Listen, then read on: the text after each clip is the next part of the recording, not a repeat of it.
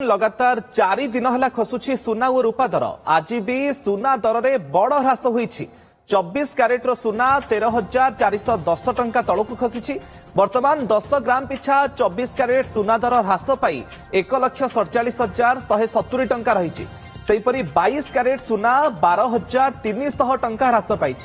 10 ग्राम पिछा 22 carrot सुना 1,34,900 टंका पहुंची। आज सुना दर में 2 थर ह्रास घटी। सेहीपरि रूपा केजी पिछा 20,000 टंका ह्रास पाई 3 लाख टंका पहुंची। देखिए ये सडनली शार्प फॉल जो हिसाब जमी बढ़ी गोटे मसरे रूपा पाखापाखि जनवरी मसरे देखा 56% बढ़ी 56% गोटे मसरे तेणु जनवरी मसरे खाली जनवरी 2026 तेणु सी बर्तमान जो बढ़ी आप देखिए मेजर रिजन था जियो पॉलिटिकल सिचुएशन एस्केलेशन होता ट्रम्प कर बाचलामी माने पूरा चरम सीमा को पलि जाऊला तेणु ता सहित आपणकर डॉलर स्थिति जोटा देखा भी बढ़ुला तेणु वर्तमान टाइम रे जेतु एस्केलेशन होता सी बर्तमान टिके स्टेबलाइज होती चेंज है से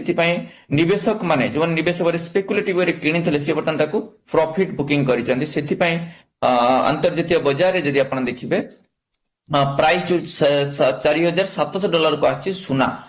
जोटा कि आपनकर भावंतु पड़ीला $5,605 $5,600 ରୁ $7,400 पर्यंत पड़े आसे जोटी आप 2 लाख पाखापाखि पड़ता 1,03,000 50,000 पड़ीला वर्तमान 1,51,000 पर्यंत आसिलाणी।